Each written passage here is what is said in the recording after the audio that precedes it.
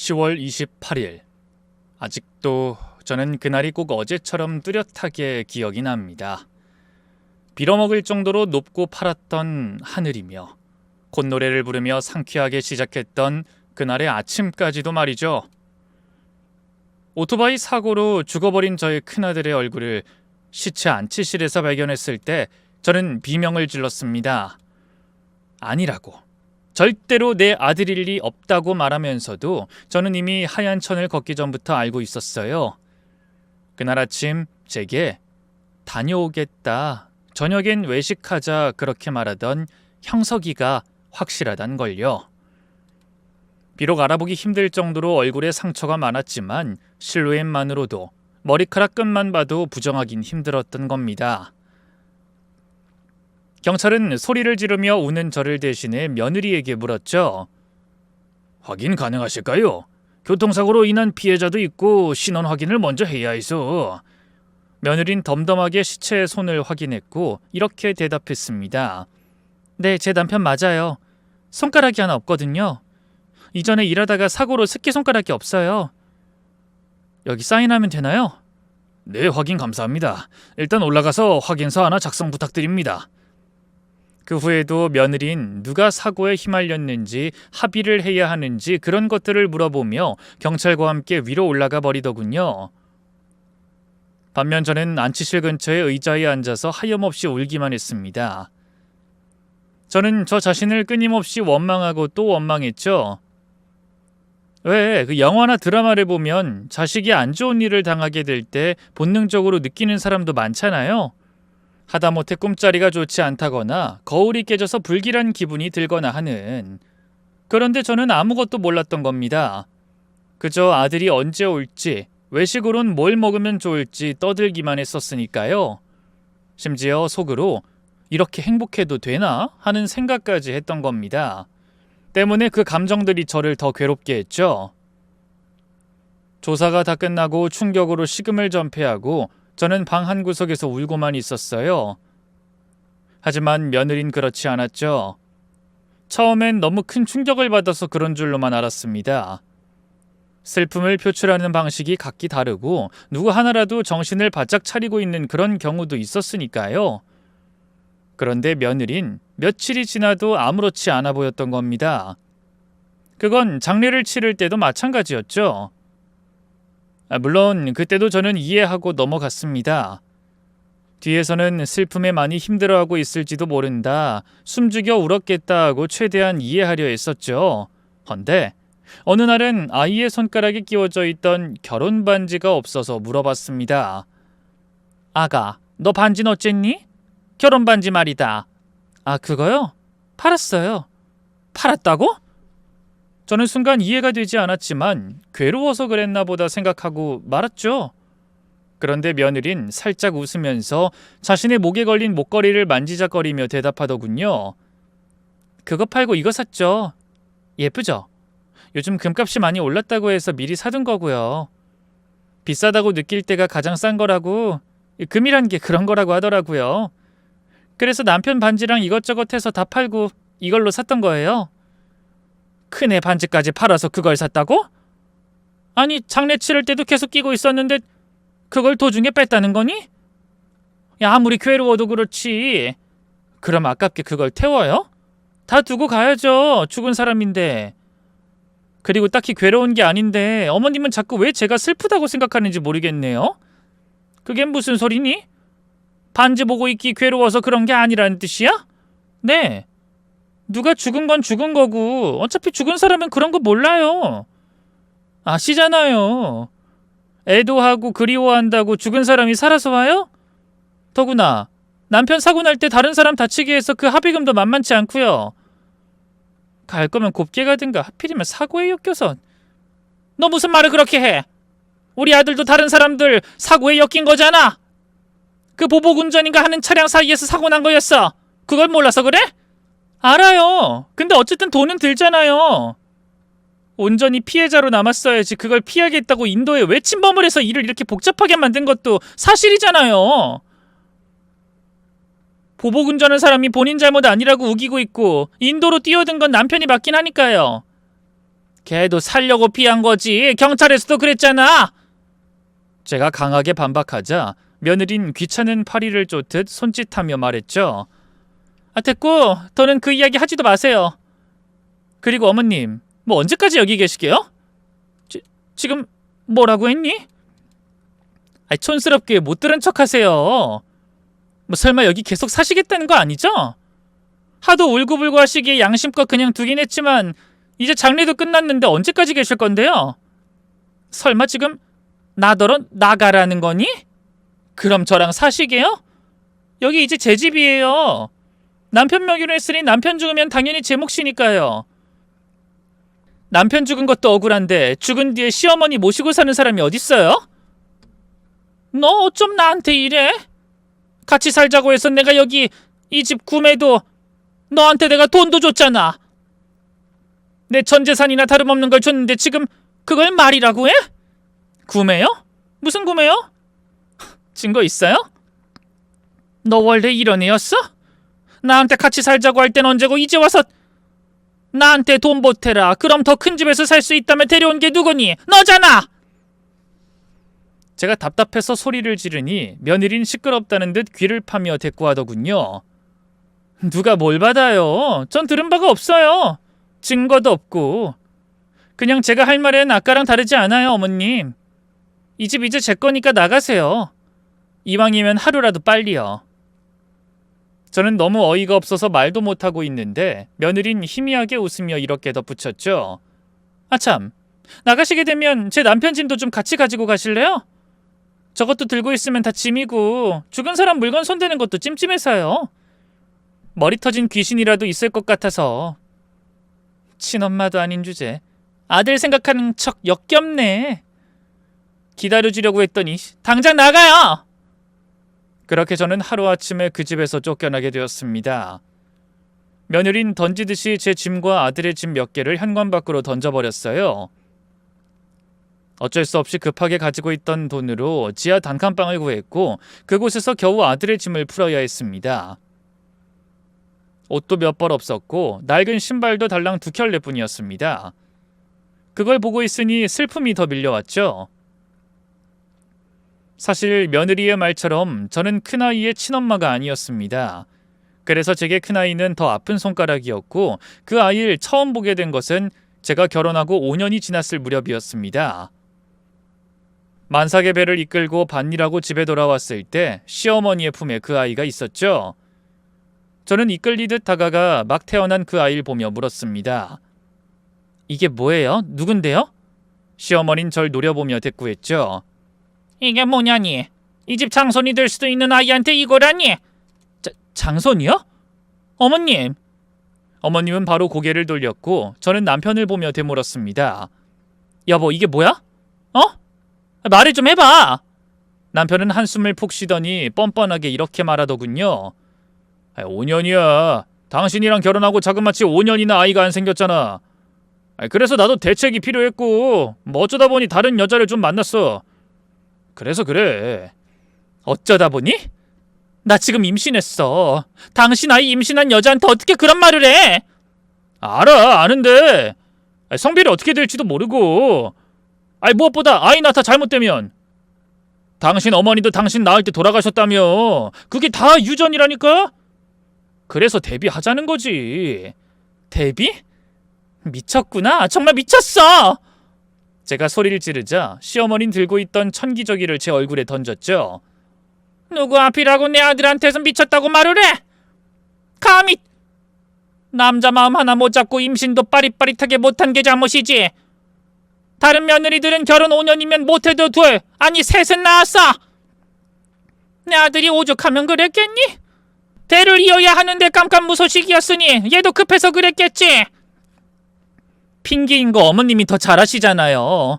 치마만 둘렀다고 하면 동네 여자들한테 한 번씩 손대는 사람인 거 모르는 사람 있어요? 남자가 그럴 수 있지. 그런 넌 정상이니? 다른 집 같았으면 진작에 너 쫓아냈어. 그래도 조강지처 안 버리겠다고 이 아이 친모 네 앞에 끌고 오지도 않았고 애만 데리고 온 것에 감사해야지. 그리고 우리도 아이 낳고 다 결정할 거야. 뱃속에 걔가 아들이기만 하면 문제될 거 하나도 없다는 뜻이고 아들 낳기만 해. 그럼 알아서 해결될 테니까. 저는 고통에 힘들어하는데 시어머니 품속에서 평안하게 잠든 그 아이가 너무나 미웠습니다. 시어머니와 남편이 그 아이를 안곤 웃을 때도 끔찍했고 이따금 우는 소리도 귀에 거슬릴 정도였어요. 그땐 정말로 같은 공간에 있다는 것 자체가 싫었죠.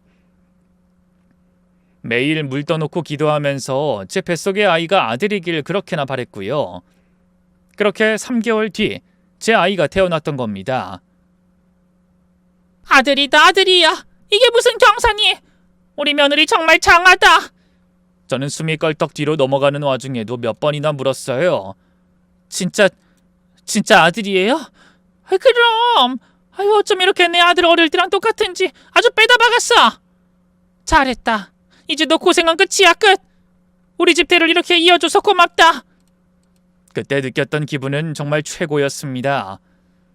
평소에 저를 못 잡아먹어 안달이었던 시어머니가 절 인정했고 개차반이었던 남편도 제 손을 잡아줬으니까요. 이제 됐다. 이거면 결혼 생활이 조금은 덜 고달프겠다. 속으로 안도하기도 했죠. 그런데 제 행복은 그 아이에게는 불행이 되었고 얼마 안 가서 시어머니와 남편은 결정을 내렸던 겁니다. 개차반 아니랄까봐 그 아이를 고아원에 버리기로 결심했다고 하더군요. 그 아이를 미워하긴 했지만 저는 충격을 받았죠. 고아원이라니? 그게 무슨 말이야? 저렇게 어린애를 어딜 보낸다고? 다 해결하겠다는 게 그런 뜻이었어? 아들만 낳으면 문제가 끝난다는 게 그 뜻이냐고. 남편은 제 말에 싱글벙글 웃으면서 아무렇지 않게 대답했습니다. 내가 약속했잖아. 당신이 아들만 낳으면 된다고. 애초에 엄마랑 그렇게 결정했었어. 당신도 저 아이한테 딱히 정 없는 거 아니야? 그럴 줄 알고 출생신고도 안 했다고. 잘했지? 여보, 아무리 그래도 당신 애야. 당신도 알았던 거 아니야? 그럼 해결이 무슨 해결이라고 생각했는데? 뭐 물 떠놓고 빌 때는 언제고 이제 와서 착한 척인지 이해를 못하겠네. 난 몰랐어. 적어도 친엄마한테 보내주거나. 내가 말은 안 했지만 제 친엄마 다방 여자야. 애 주면서 돈 달라던 그 여자가 잘도 키우겠다고 하겠다. 아니지. 데리고 갈 수도 있지. 근데 나중에 이 아이를 빌미로 우리한테 빌붙으면 그거 감당할 수 있어? 여보, 그래도 너무 어려. 아직 너무 어리다고. 그럼 어쩌라고. 당신 갑자기 왜 그래? 뭐 애 낳다니 모성애가 아주 철철 넘쳐 흘러? 꼴 보기 싫다고 애 한 번 안아준 적 없던 사람이. 차라리 내가 키울게. 이때 시어머니도 끼어들어서 말했죠. 이미 결정한 거니까 2번 말하게 하지 마라. 겨우 3개월 차이야. 세상에 어떤 집에서 접자식이 본처 자식을 같이 키운다니. 내 친손자한테나 잘하라는 뜻이다. 알았니? 어머님, 그래도 고아원은 아니잖아요. 전 그러면 차라리 어디 키워준다는 곳이 있으면 보내주시면 안 될까요? 주변에 아이를 아예 못 낳은 집도 있을 거잖아요. 네? 안 될 일이지. 결국 그것도 다 연결돼 있어. 근본이 글러먹은 아이야. 나중에 커서 얘가 사고라도 치면 우리한테 불똥 안 튄다는 보장이 있어? 피라는 거 무서운 거다. 그러니 괜히 엮일 생각하지 말고 딱 잘라버려. 진짜로 남편 말처럼 아이를 출산한 뒤라 모성애가 넘쳤을지도 모르고 지금 생각하면 호르몬이 어느 정도 작용했다고 느끼기도 합니다. 하지만 출산을 하지 않았다고 해도 전 그렇게 행동했을 거예요. 저를 낳다가 어머니가 죽고 아버지는 제 나이 11살에 고아원에 버렸기 때문이죠. 누구보다 고아원이라는 곳이 어떤 곳인지 알았기에 저는 절대로 그 상황을 받아들이지 못했을 테니까요.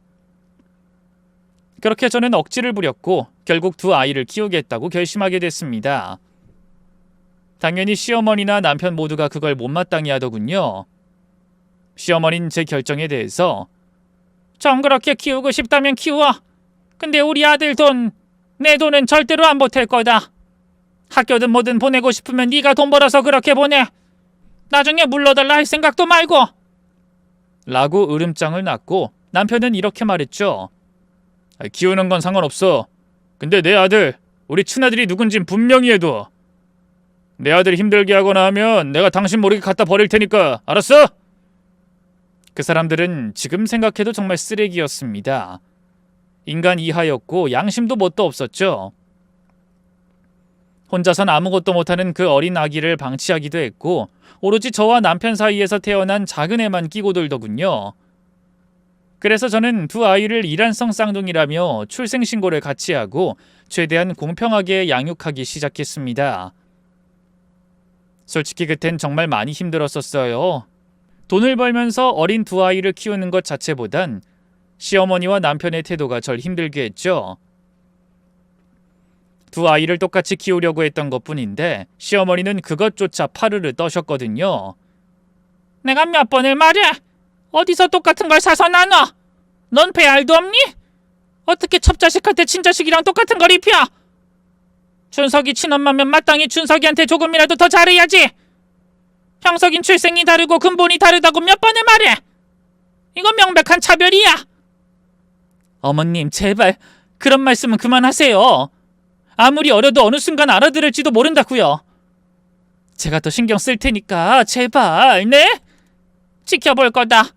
공평하니 뭐니 하면서 똑같이 굴면 진짜 형석이 내다 버릴 거야. 알아먹어? 알겠습니다. 어머님도 약속하세요. 절대로 비밀로 하겠다고. 네? 너 하는 거 봐서. 잘해. 내가 두고 볼 테니. 두 아이를 최대한 공평하게 키우려고 노력을 했습니다만 애초에 그건 불가능한 일이었습니다. 시어머니와 남편은 대놓고 차별을 했고 저는 남겨진 큰아이에게 그만큼 더 신경을 쓸 수밖에 없었거든요. 그러면 시어머니와 남편은 차별한다며 난리를 쳤고 더욱더 작은 애만 감싸고 도는 게 반복됐죠. 어린 시절 두 아이는 굉장히 친했지만 11살인가 12살부터 조금씩 거리가 생기기 시작하더군요. 어린아이였어도 본능적으로 누가 우위에 있다는 것쯤은 알게 된 거였습니다. 작은 애는 어느 순간부터 형이라는 말도 하지 않더군요. 더구나 자신의 아빠와 할머니만 믿고 점점 더 버릇이 나빠지기 시작했던 겁니다. 반면 첫째는 집에서는 말수도 없어졌고 눈치를 보기까지 하더군요. 시어머니는 그것조차도 질색을 하셨죠. 쟤는 어쩜 도통 정이 안 가. 어린애가 저 눈치 보는 거 봐라. 아우 징그러. 어머님, 말이 그렇다는 거야. 내가 무슨 짓 했니? 준석 애미 너도 그러는 거 아니다. 형석이 애미라고 해주세요. 애들이 이제 커서 그런 거 다 알아요. 저랑 약속하셨잖아요. 티내지 않겠다고. 어디서 시애미를 가르치려 들어? 너 자꾸 그럼 내가 다 말하는 수가 있어? 그리고 애초에 네가 왜 형석애미야? 형석이 낳은 사람 따로 있는데. 저도 알아요. 하지만 큰애 이름이 들어가는 게 맞죠? 아니면 아예 이름 빼시던가요. 그냥 애미라고 부르면 됐니? 그건 그렇고 나 돈이나 좀 다오. 남편은 결혼하고도 내내 여자 문제, 술 문제로 골치를 썩였다가 아이들이 중학교에 입학하던 날에 심장마비로 죽었습니다. 그리고 남겨진 시어머니는 심심하면 아이의 출생을 빌미로 저를 잡고 늘어졌고요. 본인이 나이 들어 일을 못하게 되니 제가 유일한 집안의 가장이었기 때문이었죠. 그래서 잠잠하다가도 돈 필요하면 한 번씩 그런 협박을 하더군요. 그러던 어느 날 큰아이가 학교에서 성적이 우수하다며 장학금을 받았는데 작은애가 질투를 심하게 했다고 했죠. 그러자 달래주려고 했는지 시어머니가 출생의 비밀을 준석이에게 말한 겁니다. 엄마, 저 새끼 그냥 호적에서 파버려. 너 그게 형한테 무슨 버릇이야? 너 정말 엄마 속상하게 할 거야? 엄마의 말로 해도 너무한 거 아니야? 내가 엄마 친아들이잖아. 친아들인 내가 저 새끼 싫다고 하면 듣는 신용이라도 해야지. 어쩐지 하나도 안 닮았는데 쌍둥이? 엄마한테 실망한 건 오히려 나야. 나라고. 저런 더러운 놈을 형제라고 생각해야 해? 난 너희 똑같이 키우려고 했어. 누가 우선이 아니라. 그니까 왜 똑같이 키우냐고. 내가 우선이어야지. 그게 오히려 역차별이야. 불쌍하다고 더 그래? 다방 여자 딸이라서 더 마음이 쓰였어? 입 닫아. 앞으로 그런 말 또 꺼내면 엄마 정말 화낼 거야. 시어머니가 홧김에 버려놓은 짓 때문에 저는 매일 가시밭길을 걷는 기분이었습니다. 하루 종일 중재를 할 수도 없는 노릇이었고 학교에서는 무슨 일이 벌어지는지 알 수도 없었으니까요. 뒤늦게 알게 된 것은 학교에서 준석이가 형석이를 괴롭혔다는 겁니다. 시골 구석에 학교라곤 딱 하나였는데 다방 출신 친엄마가 있다는 소문까지 퍼뜨렸다고 하더군요. 그때가 아이들이 막 고등학교를 입학했을 때였는데 형석이는 그 일로 아예 집을 나가버렸죠. 경찰에 가출로 신고를 하고 여기저기 수소문을 해봤지만 그 아이의 행적을 찾지 못했고요. 그리고 아이를 찾는 과정에서 저와 작은 아이의 사이도 틀어지게 됐죠. 도대체 왜 그랬어? 왜? 짜증나서 그랬다. 엄마가 이러니까 더 싫어. 그 새끼 숨 쉬는 것도 보기 싫었어. 왜? 제가 울면서 그러지 말라고 벌 받는다는 말을 하며 작은 애를 설득하려고 하자 가만히 있던 시어머니가 끼어들어 제길 소리를 질렀습니다. 시끄러워! 어디서 눈물바람이야? 눈물 흘릴 일도 썩어 자빠졌다. 우리 준석이한테 뭐? 벌을 받는다고? 어디서 터진 입이라고 함부로 우리 집 장손한테 설교야 감히? 어머님, 그래도 잘못된 건 잘못됐다고 가르쳐야죠. 어머님 때문에 애가 갈수록 버릇이 없고 친구들한테도 함부로 하잖아요. 그럼 혼내셔야죠. 혼? 뭐가 혼날 짓인데? 잘한 건 칭찬을 해야지. 걔는 제자리 찾아간 거야. 애초에 이 집 구석에 걔 자리는 없었어. 그러게 내가 말 안 했니? 우리 준석이한테 더 잘하라고. 친엄마라는 게 어디서 주워온 애한테 정을 붙이더니 아주 정신을 놨구나. 적당히 하고 그만 잊어. 차라리 잘 됐지. 지발로 기어 나가줬으니. 난 고마워서 눈물이 다 날 것 같다. 집이 이제야 평안해. 이제야 혼자 방을 쓰게 되었다며 형석이 물건을 다 버리려는 작은 애와 곁에서 잘했다고 칭찬하는 시어머니를 보면서 저는 혼자 속을 끓여야 했죠. 그리고 몇 년 뒤에 시어머니가 돌아가시고 준석인 대학교에 입학하며 집을 떠났습니다. 그 뒤로 한 번을 찾아오지 않았으면서 돈 달라고 연락이 종종 오는 게 전부였고요. 다행인 것은 그 무렵에 큰아들에게도 편지가 도착했다는 겁니다. 평소에 말수가 없었던 것처럼 편지도 잘 지내고 있다, 걱정 말라라는 내용이 전부였지만 다시 연락을 주고받을 수 있는 것만으로도 다행이었죠. 그러다가 다시 만나게 된 건 아들이 28살이 되었을 때였습니다. 병원에서 연락을 받고 갔을 때 아들의 상태는 좋지 않았어요. 바로 그때 새끼손가락이 잘리는 사고를 당한 겁니다. 당시 아들은 한 공장에서 일을 하고 있었는데 프레스 기계에서 납작한 철근을 넣어 모양을 찍어내는 작업이었죠. 이야기만 들으면 단순 반복적인 작업이라 위험도가 낮아 보이겠지만 오히려 그것 때문에 더 사고가 많다고 했습니다. 그래서 손이 끼는 것을 방지하기 위해서 안전장치가 달려 있었는데 작업 속도가 느려진다는 이유로 그걸 끄고 작업을 시켰다고 하더군요. 아들은 제가 걱정할까봐 애써 웃으면서 말했습니다. 공장에서 보상도 해준다고 하고 보험금도 받을 수 있대. 새끼손가락 정도는 괜찮아. 다른 사람들은 아예 잘린 경우가 많은데 난 운이 좋았지. 샤샥 피했다니까? 검지나 중지가 아니라 더 다행이지. 새끼손가락 못 쓸 때 있어. 난 약속만 못하겠네. 그치 엄마? 너 그걸 말이라고 해? 내가 진짜 미쳤. 당장 고소하자. 엄마가 다 지원해 줄게. 고소하고 소송하고 해도 똑같아. 나 진짜 괜찮아. 그만 울어. 미안하다 엄마가. 엄마가 못나서 널 이렇게 만들고 내가 진작에 그만두게 했어야 했는데. 엄마가 미안해. 엄마가 다 잘못했어. 제가 힘들까봐 평소엔 하지도 않을 농담까지 하는 아들 때문에 마음이 더 아프더군요. 그렇게 한참을 울고 난 뒤에야 저는 주변을 돌아봤고 그때 며느리를 처음 만나게 됐죠. 싹싹하고 예의도 바른 그 아이와 아들은 오랜 기간 교제를 했다고 합니다. 그리고 그때 두 사람이 결혼까지 생각하고 있다는 것도 알았고요. 그렇게 3년의 시간이 흘러 두 사람은 실제로 결혼을 했습니다. 그때 제가 가진 돈을 탈탈 털어 5천만 원을 보탰죠.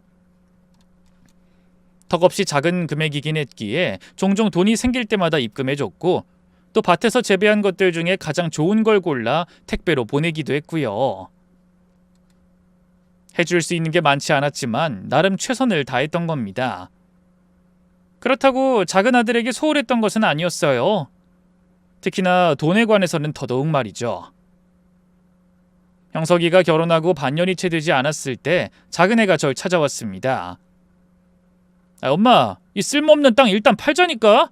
나 사업해야 한다고. 팔리지도 않고 살 사람도 없는 땅을 팔아서 뭐해? 그럼 어쩌라고? 뭐 난 결혼 안 해? 형석이 그 새낀 결혼했다며. 엄마가 돈도 못했다며? 내가 모를 줄 알았어? 걔 친구가 내 친구야. 그 새끼 동창이 내 동창이고. 그래서 다 알아. 그 새끼한테 줄 돈은 있고 나한텐 못 주겠다? 해도 너무한 거 아니야? 너한텐 더 해줬잖아. 할머니 사망보험금도 너 필요하다고 해서 줬고 저번에 돈 필요하다고 했을 때 엄마가 2천 해줬고 오히려 형석이한텐 더 못했지. 너는 매달 매번 용돈 달라고 했으면서 어쩜 그런 식으로 말을 해? 난 친아들이잖아. 그 새끼는 남이지. 아빠가 죽었으면 엄마랑 뭐 연관 있긴 해? 엄마도 정신 차려. 검은 머리 짐승 걷었다가 피눈물 흘리지 말고. 뭐가 더 중요한지 알라고. 그래도 이 땅은 안 돼. 엄마한테 마지막으로 남은 거고 농사꾼이 땅 파먹고 사는데 그 땅이 없으면 엄마는 어찌 살라는 거야. 이건 안 된다. 엄마라면 자식 위해서 희생해야지. 그리고 내가 사업해서 성공하면 엄마 쌩까겠어? 다 미래를 위한 투자라고 생각하란 말이야. 영철이 알지? 걔 삼촌이 엄마 땅 사주겠대. 엄마가 샀던 금액의 2배는 주겠다고 했고. 2배야. 2번은 없을 기회라니까. 제발 그거면 적어도 6천은 나올 거 아니야. 어? 나도 결혼하려면 사업을 제대로 해야 되잖아. 어? 아들은 며칠 내내 제 옆에서 억지를 피우더군요. 하지만 전 고집을 꺾지 않았습니다. 두 아이를 키우겠다고 결심하고 악착같이 살면서 겨우 마련한 제 땅이었어요. 개간조차 되지 않은 땅을 사서 뭔가를 키울 수 있는 땅을 만드는 것에만 무려 3년이 걸렸죠. 혼자서 돌을 나르고 땅을 뒤집고 제 손길이 닿지 않은 곳이 없는 그 땅을 저는 절대로 놓을 생각이 없었습니다. 결국 아들도 이를 갈면서 떠났고 2번 다신 절 보지 않겠다고 했어요. 그때 아들의 원망어린 눈빛 때문에 며칠 내내 고민을 했고 끝내 팔겠다는 결심을 내렸을 때였습니다.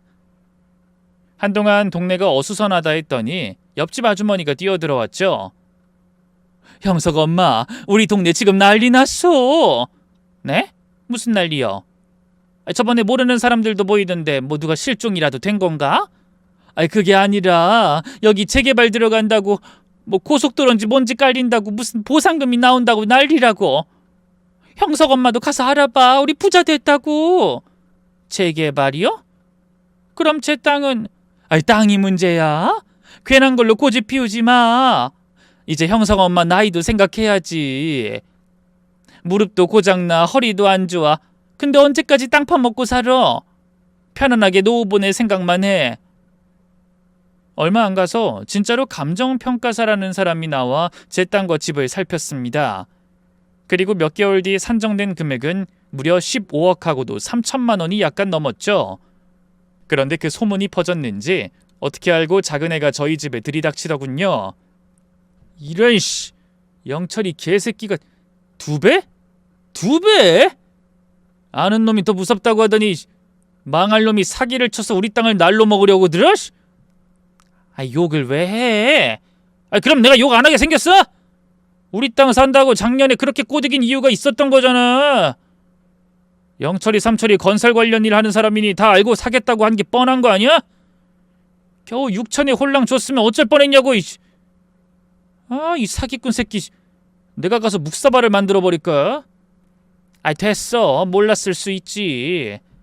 어쨌든 보상금은 언제 나오는데? 무슨 감정평가사 왔다 갔다며? 대충 15억인가 산정은 됐는데 합의서 보낸다고 그러더라.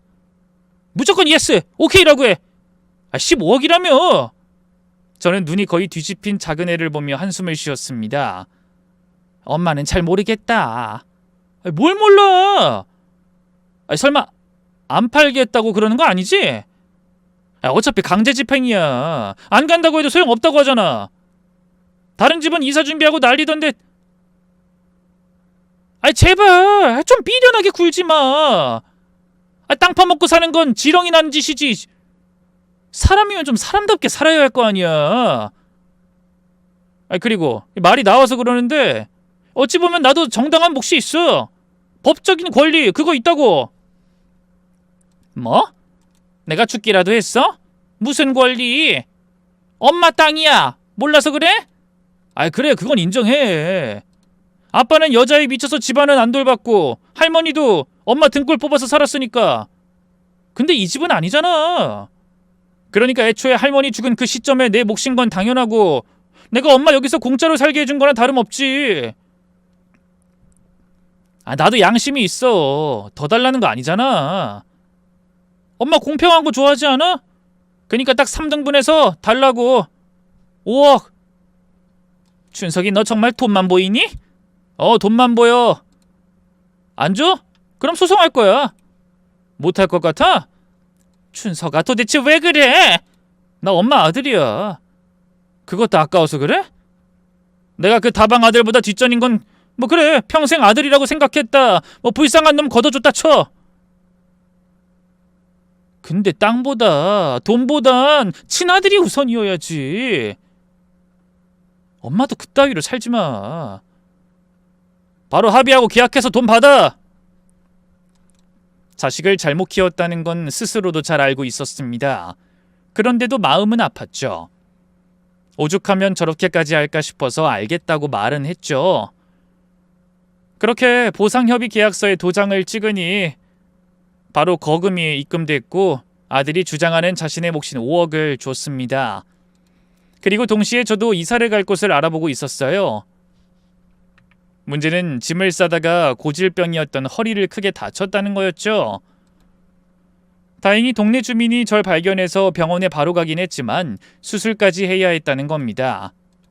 그때 저를 돌보겠다고 나선 건 다름 아닌 큰아들이었고요. 일단 우리 집으로 가셔. 아니야 괜찮다. 여기서도 수술 되는데. 여기 시골이야. 병원이 커봤자 거기서 거기고. 난 여기 의사 못 믿어. 그니까 가자. 제대로 검사도 하고 실력 있는 의사들 있는 곳으로 알아봐서 수술해. 나이가 있어서 수술도 함부로 하면 안 된다는 거 몰라서 그래. 무조건 내 말대로 해줘. 병원이라고 해도 너희 집 근처로 가면 며느리도 불편해할 거고 괜히 신경 쓰이게 하기 싫어. 엄마 여기서 수술해도 상관없어. 이웃들도 가끔 올 거고 간병인 쓰면 되니까. 아니 무조건 가. 무조건. 형석이가 그렇게 고집을 피울 아이가 아니었는데 병원에서도 난동을 피워서 어쩔 수 없이 전 그 아이의 의견을 따랐습니다. 솔직히 초반엔 병원에만 있었으니 나쁘지 않다고 생각했어요. 간병인도 따로 고용했고 불편한 것도 없었죠. 하지만 문제는 퇴원 후에도 통원 치료를 3달이나 해야 한다는 거였습니다. 그래서 거의 울며 겨자 먹기로 형석이의 신혼집으로 가게 된 거고요. 그냥 함께 있을 때는 친아들이 아니라는 걸 전혀 느끼지 못했는데 막상 제가 신세를 지게 되니 눈치가 보이는 걸 어쩔 수 없었습니다. 그런데 며느리는 오히려 좋아했습니다. 결혼식 이후에 한 번도 못 내려갔는데 많이 서운하셨죠? 이제 저만 믿으세요. 제가 통화하는 것도 직접 도울 거예요. 물론 집이 좀 작아서 불편하시긴 할 텐데 안방 싹 비워놨어요. 얼른 들어가세요. 식사 준비해 드릴게요. 아니 내가 좀 도우마. 그리고 안방은 괜찮은데. 아니요. 그간 저희한테 잘해주셨잖아요. 철되면 과일에 신선한 야채에 용돈도 주기적으로 챙겨주시고. 이젠 저희가 해야죠. 안방에 머무르셔야 제 마음도 편하고요. 여기 있는 동안에는 아무것도 하지 마세요. 아셨죠? 초반엔 가시방석이 따로 없었지만 내심 싫지는 않더군요. 하루 종일 종달새 마냥 지저귀는 게 귀엽기도 했고 딸을 가지면 이런 기분인가 싶은 마음도 들었죠. 그런데 한편으로는 좀 안쓰럽더라고요. 두 사람이 사는 곳은 저희 시골집보다는 나았지만 젊은 사람들이 살기엔 확실히 좁고 많이 불편했으니까 말이죠. 더구나 아들 혼자 외벌이로 일을 하니 형편도 어렵다는 게 눈에 보였던 겁니다. 특히나 며느리는 아주 소박하게 이를 데 없었고요. 하루는 거실에서 뭔가를 하기에 봤더니 양말이며 속옷을 꿰매고 있었죠. 이게 뭐니? 거의 누더기처럼. 너 이런 걸 입어? 왜요? 아, 형석 씨한텐 이런 거 안 입혀요. 제 옷만요. 아니, 형석이 때문이 아니라 너 때문에 그래. 속옷이랑 양말을 꿰매서. 아유, 요즘 사람들 중에 누가 그래? 내가 사줄까? 아니지, 내가 고르는 눈이 없으니 돈 줄 테니까 사 입을래? 아니요, 조금만 아끼면 되는 거고 저 때문에 형석 씨가 고생이죠. 손도 그렇게 됐는데 하루 종일 일하고 또 배달도 하고 속이 좀 상해요. 이 집도 조만간 비워져야 하는데 계약금도 그렇고 남의 집 사는 게 다 그렇잖아요. 제가 그때 보상금으로 받은 돈도 있어서 주기적으로 돈을 주곤 했지만 며느린 자신에겐 한 푼도 쓰지 않으려고 했습니다. 비닐봉지처럼 늘어진 오래된 가방 하나 메고 낡은 신발 신고 그렇게 다녔죠. 오로지 저 그리고 아들을 위해서만 아낌없이 돈을 썼던 겁니다. 그래서 저는 이참에 큰아들 내외를 돕기로 마음을 먹었죠. 준석이는 이미 5억을 받아갔으니 형석이에게도 빨리 정리해서 주려고 했던 겁니다. 갑자기 디스크가 터지지 않았다면 어차피 주려고 했던 거였으니 그렇게 돈을 넘겨줬죠. 증여세 문제는 준석이에게 넘겨줄 때 한번 겪어봐서 크게 당황하지 않았고요. 하지만 큰애는 선뜻 받으려고 하지 않았습니다. 엄마, 이런 건 끝까지 쥐고 있어야지. 나 필요 없어. 당장 먹고 사는 것도 괜찮고. 보상금이 나온 거라니까. 그게 뭐든 나이 들면 돈이 한두 푼 들어. 그리고 우리 그렇게 안 어려워. 엄마, 당장 그 시골집도 비워줘야 하는 거 아니야? 아, 그래. 그래서 허리 다친 거구나. 엄마가 갑자기 무슨 이삿짐을 싼다. 이상하긴 했어. 그땐 정신이 없어서 그냥 넘겼는데. 엄마도 돈 있어. 남은 돈으로 구해서 살면 되지. 이사도 사람 부를게. 됐지? 엄마도 여우 같은 면이 있어서 나 살 길은 다 마련되어 있어. 요즘에 자식들한테 다 넘기지 말라고 귀에 딱지 간질 정도로 주변에서 말을 많이 해주니까. 아, 설마 그냥 다 줬겠니? 그걸로 이사가서 돈 보태서 집을 사든가. 서울은 불가능해도 경기도 외곽이나 인천은 가능하지 않을까? 형석이는 속상한지 눈물을 참고 있는데 며느리가 끼어들었습니다. 어머님, 이참에 그냥 저희랑 같이 살아요. 저 어머님 모시고 살고 싶고 이 사람도 걱정 많이 할 텐데 이사할 집을 좀 넓혀가면 그만이니까요. 아니야, 무슨. 난 여기 연고도 없고 외로워 싫어. 친구 있는 곳으로 갈래. 어차피 그분들도 보상금 받고 다 여기저기 흩어질 텐데 아시면서 괜히 미안해서 그러는 거 저희 다 알거든요. 눈치 보지 마세요. 제가 원해요. 이 사람도 당연히 좋아할 거고. 네? 아우, 얘가 왜 그래 갑자기. 이제 나이 생각하셔야죠. 허리가 고치면 싹 나아요? 조심하셔야 한다고요. 저도 어머님이랑 같이 사는 거 좋은데 진심으로 엄마라고 생각하고 있고요. 그니까 받아주세요. 당연히 저는 딱 잘라 거절을 했습니다. 아들 내외에게 부담이 되기 싫었고 저 역시 혼자 사는 게 편했으니까 말이죠. 그런데 형석이가 어느 날 술을 한 잔 먹고 들어와 그러더군요. 내가 친아들이 아니라서 그래서 거절해? 그래서 나랑 살기 싫은 거야? 저는 너무 놀라서 순간 화를 냈죠. 아니, 그게 무슨 말이야? 엄마를 그렇게밖에 안 봤어? 어쩜 그런 말을 해? 그럼 허락해. 나 친아들이라고 생각하면 같이 살자고. 안 사람도 좋다잖아. 엄마, 난 엄마 때문에 지금까지 살아있는 거야. 엄마한테 조금이라도 은혜 갚고 싶어서 그래. 울면서 사정하는 아들을 저는 차마 외면할 수 없었습니다. 그래서 염치도 없고 면목도 없지만 함께 살자고 허락을 했죠. 그렇게 우린 집을 알아보기 시작했고요. 일을 하는 큰아이 대신에 며느리와 저만 집을 보러 다녔는데 괜찮다고 생각한 집은 역시 값이 비싸더군요. 가격이 정말 치사하지 않아요? 1억만 더 주면 이 정도, 2억만 더 하면 이 정도. 이게 비슷한 것 같아도 치사하게 조금씩 차이가 있으니까 뭔가 억울한 거 있죠. 그래, 뭐 집도 장사하는 곳이니 가격이 그럴 수밖에 없지. 혹 돈이 모자라 그래? 대출 받고 하면 모자란 건 아닌데 어차피 이렇게 같이 살게 된 것 어머님 돈도 보태면 어떨까 해서요. 이제 다시는 시골 내려갈 일도 없을 거고 평생 저희가 모시고 사는 거니까. 그래? 그럼 형석이한테 말을 해서 내가 돈을 내면 계약할 때 내가 입금하거나. 아우 그이가요? 절대 안 된다고 하죠. 그때 5억 줬을 때 기억 안 나세요? 안 받겠다고 난리를 피웠잖아요. 그래서 하는 말인데 일단 어머님이 현금으로 주는 건 어때요? 제가 받아서 조금씩 티 안 나게 넣을게요. 당연히 형석 씨 얘긴 비밀로 하고요. 그럼 증여세도 안 내도 될지 모르니까요. 최대한 피하는 게 좋지 않아요? 네? 그래? 그럼 알겠다. 제게 안겨서 고맙다고 거듭 말하던 그때를 저는 단칸방에 앉아서 떠올렸습니다. 그게 겨우 3년 전이었고요. 은행에서 현금으로 바꿔서 준 돈에 증거가 있을 리는 없었고 아들의 집은 고스란히 며느리의 명의로 넘어가는 것은 자명했죠. 그래서 저는 답답한 마음에 작은 아들 준석이에게 모든 사실을 이야기했고 좀 도와달라고 요청했습니다. 그런데 반응은 차갑더군요. 내가 그랬지. 검은 머리 짐승은 거두지 말라고. 엄마가 나한테 그럴 말할 자격 있어? 형석이 그 새끼가 같이 살자고 했을 땐 좋아서 입이 찢어졌으면서 그러게 나한테 돈을 다 줬어야지. 그 새끼한테 왜 돈을 줬어?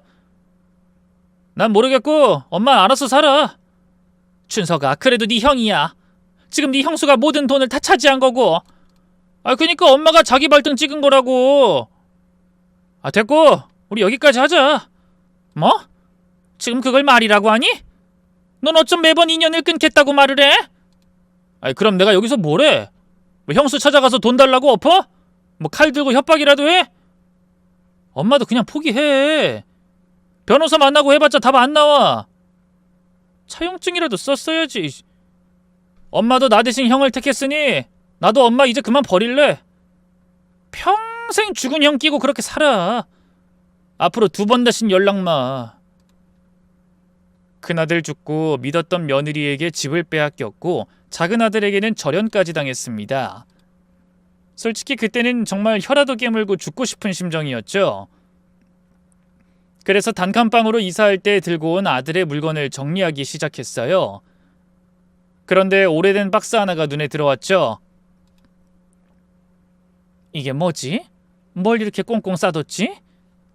박스 안에 또 다른 박스, 또 박스로 쌓인 상자였습니다. 차분하게 하나씩 까니 무려 8개의 박스가 나오더군요. 그렇게 내용물을 확인했을 때 저는 놀라지 않을 수 없었습니다. 그곳엔 아들의 사원증, 통장, 카드 내역, 보험, 짜잘한 영수증까지 모든 게 다 들어있었어요. 뿐만 아니라 저도 처음 보는 차용증이 적혀 있었죠. 바로 제게서 5억을 빌렸다는 차용증이었던 겁니다. 심지어 언제 가져갔는지도 모를 제 도장도 떡하니 찍혀 있었고요. 하지만 그보다 놀라운 건 아들의 유언장이 있었다는 거였습니다. 죽을 거라고 생각하지 않고 쓴 것이라 그런지 감정적인 내용은 하나도 없었어요. 혹여나 자신이 사고로 죽거나 질병으로 죽게 되면 자신의 모든 재산을 어머니인 저에게 준다는 내용이었고 그곳에 이런 글귀가 함께 포함이 되어 있었죠. 사망 후 아내가 어머니를 5년 동안 모신다면 자신이 번 돈의 일부와 사망보험금은 아내에게 주고 싶다라고요. 모든 것을 공증받았다는 내용이 첨부돼 있었던 것은 물론이고 사망보험금 수익자 역시도 제 이름이었던 겁니다. 그런데 그게 전부가 아니었죠. 에그머니나 이게 도대체 뭐야? 마치 돈뭉지처럼 고무줄로 꽁꽁 쌓여있는 것을 푸는 순간 저는 소리를 지를 수밖에 없었습니다. 엄청난 양의 사진이었는데 그 사진 속의 인물은 며느리 그리고 작은 아들 준석이었거든요. 이 두 사람이 아는 사이였다고? 아니 그렇다고 해도 이건 도대체 뭐지? 언뜻 보기에도 둘은 단순히 아는 사이라고 보기 어려울 정도였습니다. 모텔로 들어가는 사진, 끌어안고 입을 맞추는 장면까지 모든 게 다 생생하게 들어가 있었으니까요.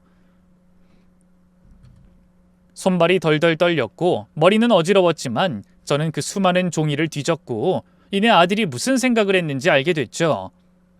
바로 아들의 일기장을 찾았기 때문입니다.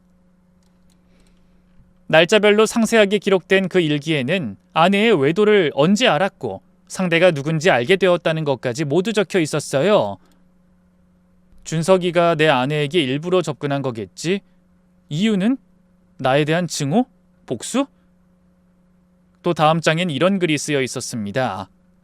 아내가 어머니에게 잘한다. 난 그걸 보면서 아내를 용서하기로 했다. 하지만 여전히 준석이와의 관계는 정리하지 않는 게 수상하다. 어쩌면 돈 때문일지도? 그래서 난 미리 대비를 해두기로 했다. 증거를 찾아서 모두 모아야겠다. 아들은 일기를 쓰게 된 것도 모두 증거가 된다는 변호사의 말을 들었다며 거의 하루도 빠지지 않고 짧게라도 글을 작성했던 겁니다. 그리고 차용증과 각종 영수증 역시 혹시 모를 상황을 위해 만들어둔 것 같았죠. 가령 지금처럼 며느리가 저를 버릴 경우를 대비해서 말입니다. 모든 걸 알게 되자 저는 분노할 수밖에 없었어요. 동시에 복수를 다짐하고 아들의 유품에서 발견한 변호사 명함을 보고 찾아갔습니다. 변호사 역시도 아들의 상황을 알고 있더군요. 이 경우엔 아들의 상속인을 상대로 채권회수 청구 가능합니다. 그리고 해당 재산에 대해 유류분 반환 청구도 가능하고요. 무엇보다 현금을 며느리에게 주셨다고 했죠. 차용증도 없이 말이죠. 이 부분은 아드님께 못 들었는데 아들이 안 받을 게 확실해서 몰래 하자고 했거든요. 뭐 상관없습니다. 어렵지 않아요. 네? 하지만 그땐 차용증도 쓰지 않았고 며느리도 증거가 없다며 발뺌을 하는 상황인데요. 그러니까 그냥 수를 쓰는 거죠. 걱정 마세요. 은행도 바보가 아니고 세금 관련해선 못 찾아내는 건 더더욱 없습니다. 돈에는 움직임이라는 게 있어요. 현금으로 증여를 했다고 증거가 없다? 그건 너무 단순하네요.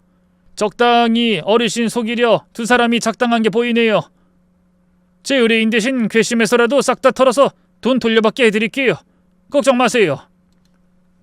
변호사는 제 아들의 유언장 공증까지 직접 한 사람이었어요. 심지어 아들이 이혼을 생각했던 것까지 다 알고 있었습니다. 그래서 제가 딱히 말하지 않아도 모든 법적인 부분을 해결해줬죠. 일단 아파트를 파는 걸 막기 위해서 바로 처분금지 가처분 등기를 실행한 것이 시작이었습니다. 그렇게 법적인 조치가 들어오자 가장 먼저 준석이가 연락이 오더군요. 엄마, 형 아파트 못 팔게 막았다는 거 소식 들었어. 도대체 뭐야? 그리고 보험금 지급은 왜 거절된 건데? 형수가 엄마 고소한다고 난리야. 아까 소식 듣고 얼마나 놀랐는데. 함부로 그랬다가 엄마 벌금 폭탄 맞아. 무고죄가 얼마나 큰 죄인지 몰라서 그래? 당장 취소해. 어? 무고? 날 얼마나 멍청하게 보면 그런 말을 하니? 그리고 아까 소식을 들어? 너 며느리랑 만나고 있는 거 다 알고 있어. 참 못났다. 그리고 내가 왜 네 엄마야? 나랑 연 끊었잖니? 아니 엄마 그게 아니라 엄마가 뭔가 오해한 모양인데. 나도 더는 볼 일 없다. 며느리한테 전해. 그 집에서 나가라고. 아니 내 집에서 나가라고. 몇 달 걸리지 않아서 저는 그 집을 되찾을 수 있었습니다. 며느리가 불륜을 저질렀다고 해도 재산 분할의 권한이 아예 사라진 건 아니었지만 앞서서 제게서 받아간 돈 때문에 돈을 더 토해내야 했고요. 그런 상황이니 준석이와 며느린 제 앞에서 싹싹 빌기 시작했죠. 눈물 콧물 흘리며 한 번만 봐달라고 말입니다. 들어보니 준석인 제게서 가져간 돈을 다 날린 뒤에 일부러 며느리에게 접근했다 하더군요. 며느리도 제가 보상금을 받았다는 걸 미리 알았고 그래서 제게 잘했던 거였던 겁니다. 심지어 제가 돈을 받아내려고 가난한 척 소박한 척 굴었던 것도 싹 다 연기였다고 했죠. 이건 두 사람이 서로 제 앞에서 싸워서 알게 된 거였고요. 어머님, 저도 일부러 그런 거 아니에요. 저 인간이 먼저 접근했고 아시잖아요. 형석 씨 손가락 없는 거. 그래서 저도 모르게 멀쩡한 직업 가진 사람이 끌렸고 그래도 이건 아니죠. 저 진짜 한 번만 용서해 주세요. 네? 저 죽어요. 비 때문에 압류도 들어오고. 그 압류는 누가 걸었겠니? 내가 걸었어. 제발 풀어주세요. 저도 속았어요. 사업 망했다는 것도 감쪽같이 몰랐고 같이 살자고 먼저 접근했다고요. 어머님 아들이 제 인생 망쳤다니까요. 그때 작은 애가 며느리를 거의 밀어내며 제 바짓가랑이를 잡았죠. 엄마, 저 여잔 필요 없어. 나 엄마 친아들이잖아. 나 사업 망해서 빚더미에 올랐어. 그래서 그랬다고. 내가 형 죽인 것도 아닌데 나한테까지 이럴 필요 있어? 이 여자만 도려내면 되잖아. 버릴게. 그리고 이번만 도와주면 나 엄마 모시고 살 거야. 많은 거 안 바랄게. 그냥 형 보험금 있지? 그것만 줘. 급한 불만 끄고 그 다음에 엄마한테 갈게. 가면 되잖아. 두 사람은 이내 다시 제 앞에서 다퉜고 저는 그 상황 자체가 어이가 없어서 웃었습니다. 단칸방에 홀로 앉아 매일 형석이 일기장 보면서 너희한테 복수하려고 이를 갈았어. 머리채를 뜯어줄까 아님 뺨을 갈겨줄까 그것도 아니면 아예 죽여버릴까. 잠을 자다가도 벌떡 일어나서 몸을 떨었고 일을 얼마나 갈았는지 몰라. 근데 돈이 최고였네. 너희 같은 것들 때문에 내 손 더럽힐 필요도 없었어. 앞으로 살아가는 내내 두 사람이 다 지옥에 있는 것처럼 그리 살길 바란마. 후회하고 또 후회하면서 의미 없이 하루하루 살아가게. 엄마! 혹시나 기대하지 마. 재산 한 푼 안 남기고 죽을 거니까. 남은 건 사회에 환원할 거고. 엄마, 이건 아니지. 이럴 수 없어. 난 엄마 친아들인데. 넌 수십 번 날 버려도 되고 난 그러면 안 되니? 나도 네 엄마 그만할란다. 몸 잘 챙겨라. 저는 그렇게 두 아이를 그 집에서 내쫓았습니다. 하도 찾아오는 통에 결국 그 집을 팔아서 이사를 가야 했지만 말이죠. 그게 벌써 1년 전 일이네요. 저 때문에 제 아내의 불륜에도 끙끙 홀로 앓았을 큰아이, 제 선택으로 인해 삐뚤게 자라버린 작은아이까지 생각해보면 저는 정말로 좋은 엄마는 아니었던 것 같습니다. 하지만 시간을 다시 돌린다고 해도 저는 똑같은 선택을 했을 거예요. 비록 제 자식이 아니었지만 형석이를 키우는 내내 행복했으니까 말이죠. 만약에 다음 생이 있다면 그땐 꼭 제 진짜 아들로 태어나길 마지막으로 기도해 봅니다. 앞으로 남은 시간 봉사하고 남을 도우며 살 생각이에요. 지금까지 제 이야기 들어주셔서 감사하고 고맙습니다. 모두 행복한 일만 가득하셨으면 좋겠네요.